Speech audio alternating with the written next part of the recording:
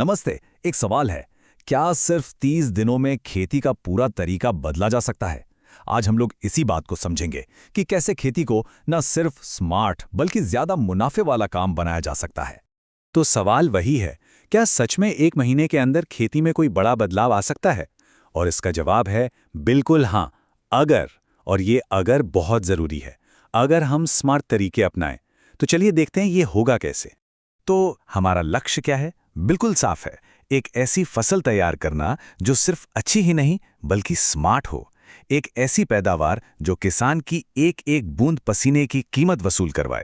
तो शुरुआत कहाँ से करें? देखिए, एक अच्छी फसल की जो कहानी है ना, वो हमेशा जमीन से ही शुरू होती है। और इस कहानी के मैं कहूँगा दो सबसे बड़े हीरो हैं, एक हमारी मिट्टी और दूसरा हमारे बीज।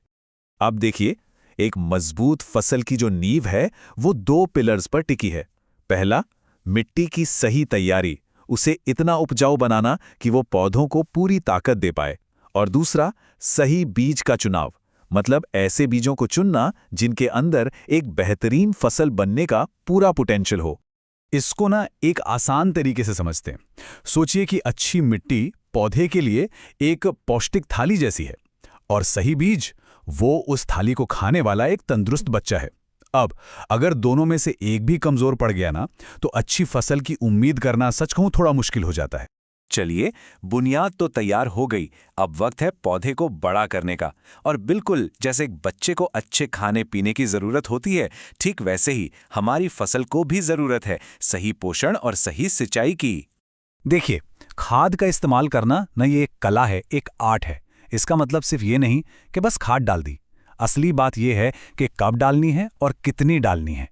क्योंकि एक बात हमेशा याद रखनी चाहिए, जरूरत से ज्यादा पोषण भी उतना ही खतरनाक हो सकता है जितनी की पोषण की कमी। और बिल्कुल यही नियम पानी देने पर भी लागू होता है। ये जो सही समय पर सिंचाई है ना, इसका सीधा सा मतलब है पौधे की प्यास को समझना।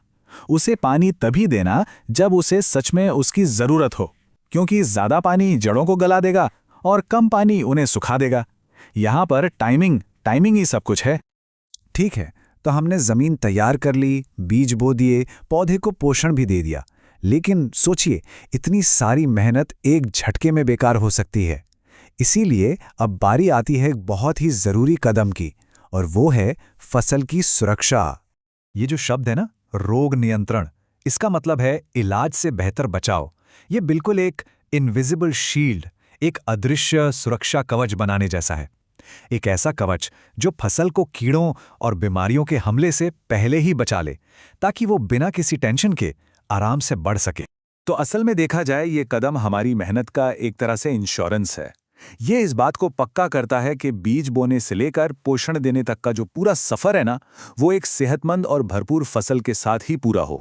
तो इतने सारे स्मार्ट कदम उठाने के बाद आखिर मिलता क्या है?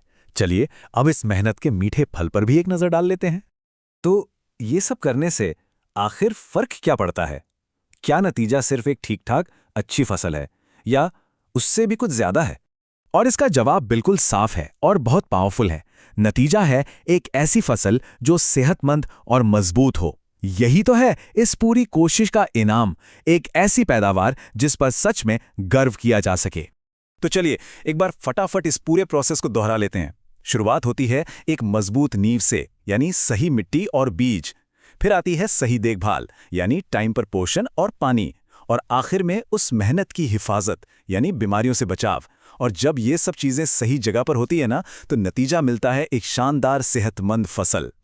और अब आखिर में एक सवाल, अगर सिर्फ 30 दिन का स्मार्ट काम एक फसल को इतना बेहतर बना सकता है, तो जरा सोचिए ये तरीका हमारे किसानों की जिंदगी और हमारे देश के भविष्य को कितना बदल सकता है। जरूर सोचिएगा।